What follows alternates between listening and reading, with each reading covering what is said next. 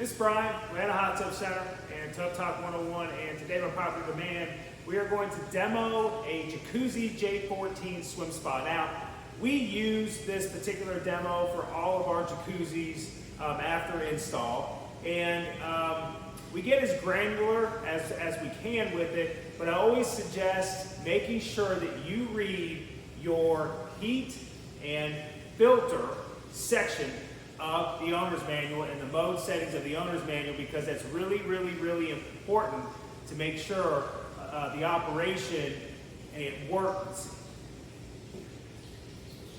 It's Brian, Atlanta Hot Tub Center and Tub Talk 101, and today we are going to demo the J14 by Jacuzzi. It is a Jacuzzi Swim Spa, and we use this particular video for all of them because the operations are basically the same. Obviously, as you go up in tier and size and things like that, you may get more or less pressure out of the swim jets or get a smoother swim lane or whatever, right?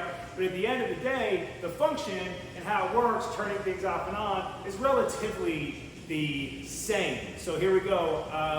We are going to demo the J14. As you can see, I'm standing in one.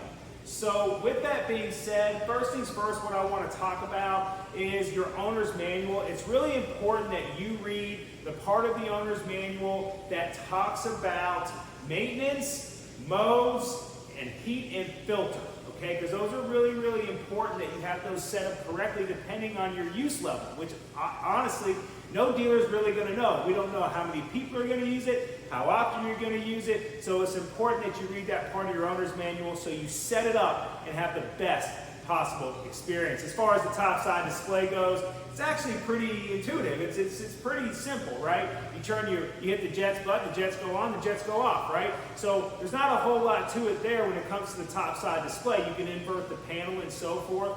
But again, the most important parts of the top side display are going to be there in your owner's manual. And it's much better for them to explain it than for me to explain it, because they even give you pictures to follow along so that you can make those changes to the display. Just makes it so much easier. As a matter of fact, when a customer calls me, a lot of times I'll stay on the phone with them, but I'll send them their owner's manual and I'll say, hey, let's look at this together. And it just goes so much easier and smoother for the actual customer. So I think that ultimately I would suggest that you do that. And then if you have any questions, look, we can pull it up together. Okay, so first things first, the way that this works, these outer collars, they turn, right? This allows air into the line. Remember, it's a mixture of air and water that creates action from the jetting, right? That's where you really get the hydrotherapy from. Now, you are going to see big diverter valves, right? What are these diverter valves? Well, let me tell you, right? Without getting too technical, a jet pump, you have an intake and a discharge. A discharge is where all the pressure, okay, of that jet pump is pushing up into, and it goes right into these diverter valves. Okay, so we're sending all the pressure to these two diverter valves. That's just water, it's not air. And then you turn these, okay, and you're actually sending water to different parts of the hot tub, right? Because you may want more pressure in this seat than you do in that seat. How do you accomplish that? You move these diverter valves in order to do it. It's once you get to that seat, once you get to that place inside of the swim spa where you turn this, right? You press this down to give it that mixture of air and water together to really get that hydrotherapeutic value that you're looking for. It's the mixture of air and water that create that action. Then to customize it by jet, you turn the outer collar of the jet, because this will also turn the air off and on. Okay, I'll give you an example. If you've got all the pressure in the hot tub going to this seat right here and one jet doesn't work, what do? You turn the outer collar of the jet, and most likely that jet's going to come on and it's going to work and operate properly. Okay? On each swim spa, you'll have a connection here and a connection here. Okay? What are these? These are for different types of exercise equipment for you to use and enjoy in your swim spa.